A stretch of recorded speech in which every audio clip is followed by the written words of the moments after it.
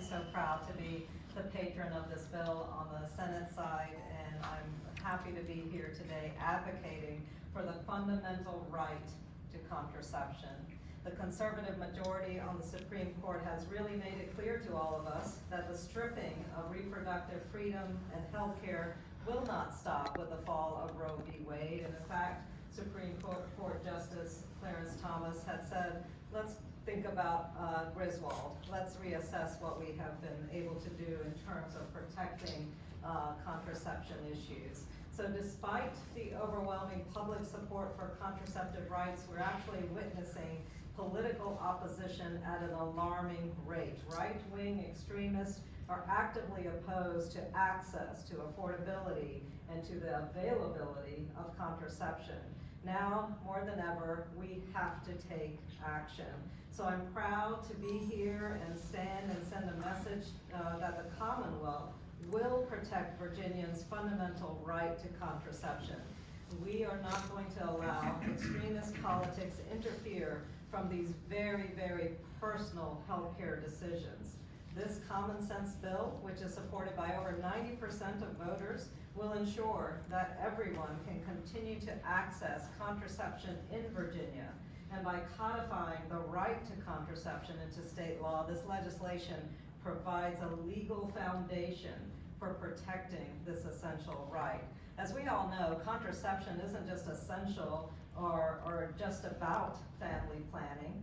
It's actually all about overall health and well-being. We know so many individuals who use contraception regularly to address critical medical needs. And in fact, I would argue that many women who use contraception use it to make daily life possible in so many ways.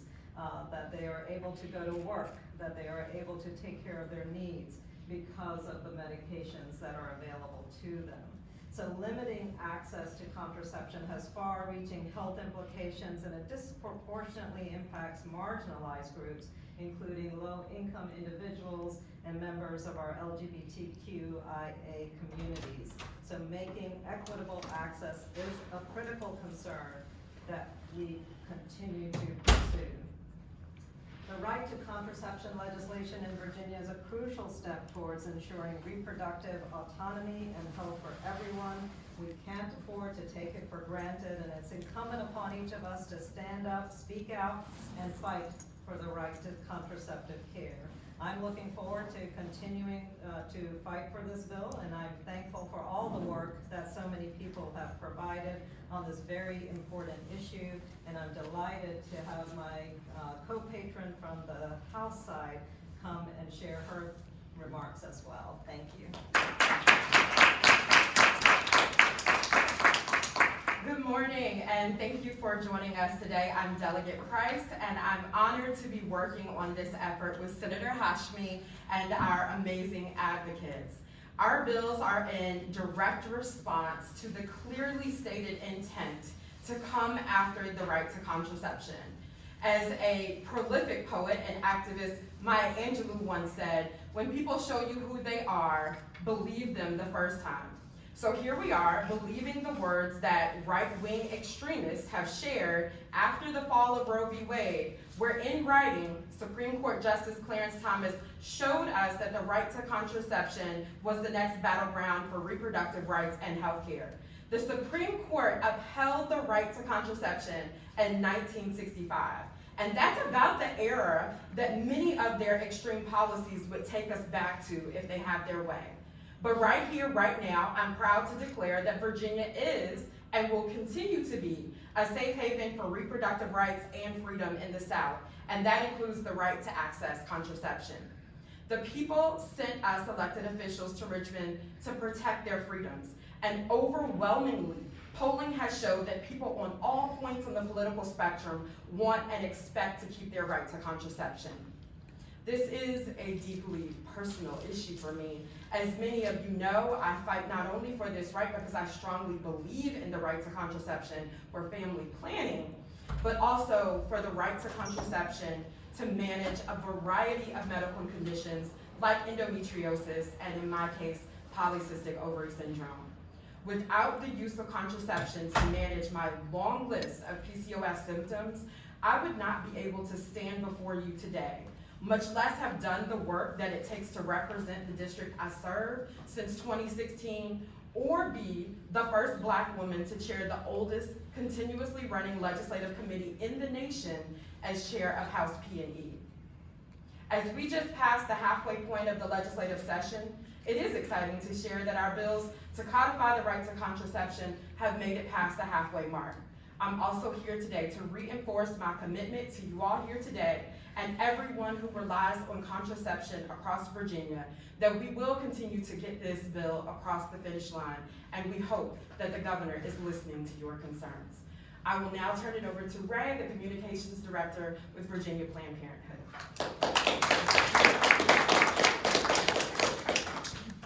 Good morning.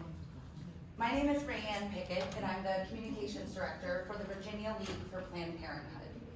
Millions of people use contraception to manage their lives and their futures, from preventing pregnancy to managing health conditions like PCOS, like endometriosis, to reducing acne, managing lighter periods and more regular periods, and easing menstrual cramps.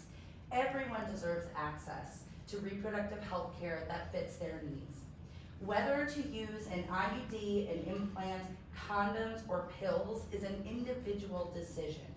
But the fact is, these rights and access to this life-saving care is being targeted across the country, especially in the wake of the Supreme Court's decision to overturn Roe v. Wade. Just within the last couple of years here in Virginia, we've seen bills introduced that could strip Virginians of a right to contraception. The Dobbs decision created a landscape where every state is for themselves, and this puts thousands of people at risk. As with many health disparities, lack of access to contraception most negatively impacts folks with low incomes, Black and brown folks, and folks in rural communities. Your access to contraception shouldn't depend on your zip code. That's why we need SB 237 and HB 609 to make sure that everyone has the right to access the contraception that they need. Thank you, Senator Hashmi and Delegate Price, for your leadership on this legislation. The LPP looks forward to this right being codified in Virginia law. Now I'd like to introduce Kenda Sutton L., Executive Director of Birth and Color and tireless activist for Black and brown women, babies, and families across the Commonwealth.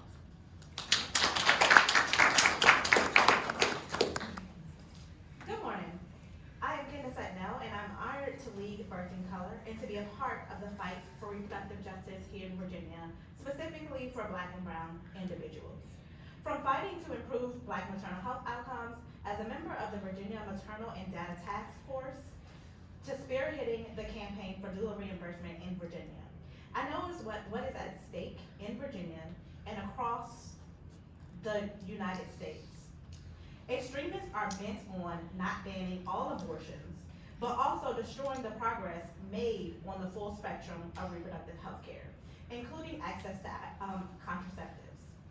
And let me be clear, all these bans would fall harder on Black people, LGBTQ people, and low-income people. Just like banning abortion, banning contraception just means that those with money and privilege will be able to access contraceptives, leaving a whole lot of others out. But we cannot and will not let Virginia do what so many deep red states are attempting to do. That is why Birth and Color is proud to be in this fight with our organizational partners here today, among the great legislators such as Hashmi and Price, who always lead the way when it comes to Black maternal health outcomes and also the fight for reproductive justice. I am proud to stand alongside everyone today, and 90% of voters who agree with guaranteeing this right and passing these bills. I'm excited to celebrate with everyone because this week marks the halfway point of legislative session, and both bills have made it past their respective chambers. There is still more work ahead of us, including making sure these proposals get through the opposite chamber and making sure that our governor is in support. So let's celebrate today and get ready to continue to share our stories, talking with lawmakers, and getting these bills across the finish line. It will take all of us. We at Birth in Color know too well that faces the worst impacts, restrictions for reproductive health care, of course, is people of color, Black women, the LGBTQIA community that are already marginalized in underserved communities we work with every day. We see the Right to Contraception Act as an important step towards securing the reproductive rights in Virginia and certainly hope that this is not the last. Virginians deserve access to reproductive health care, and a right without access is not a right at all. And so as we all keep that in mind and we continue to support our legislators as they get these bills to the finish line. All right, thank you so much. We'll open up to any questions from press. I'm curious about what happens after it gets out of the general assembly, goes to the governor. Senator Hashmi, Delegate Price, what would you say to the governor about this legislation? Well, thank you for that question, and I would say to the governor that this legislation is supported by the majority of Virginians. In fact, it's supported by the majority of folks in the United States, and that if he truly wishes to represent what Virginians want and what Virginians need in terms of essential health care, he will sign this particular legislation. Thank you. And I would try to appeal to his sense of leadership and not to follow the pack of what other Republican governors have done, but to actually show leadership about this healthcare issue. This is not a partisan issue. My ability to leave the home should not be on a partisan line for the healthcare I need and deserve, nor should it be up to, as was mentioned, your zip code or privilege. This is something that everyone should be able to access, and I hope that he can see through the talking points and the partisan games and not allow for people's needs for contraception to be done with as a political football like some of the other issues. Any other, Tyler? When Senator Hashmi's bill was heard on the Senate floor, Senator Suderlat said he supports access to contraception but has concerns about enshrining it as a right in the law. What would you say to fellow Republicans who share a similar concern? Well, my response to that is that it has to be codified in our law. We've seen other states move to attack the access to contraception, and we've seen that in the United States this is still relevant modern history. Not until 1965, when Griswold was decided by the Supreme Court, was not only access to contraception, but even information about contraception made legal in this country. It was prohibited by law to even talk and share and disseminate information about contraception. And we see individuals, organizations around this country wanting to take us back to 1964 and beyond and earlier, and restrict not just access to contraception, but information about contraception and reproductive health care. And so codifying this protects Virginians, just as right now, Virginia is the only state in the southern region to protect full access to abortion care. And so we have to move aggressively on this issue in order to protect Virginians' access to critical healthcare needs. Anyone else? All right, thank you very much. Appreciate your time, everyone.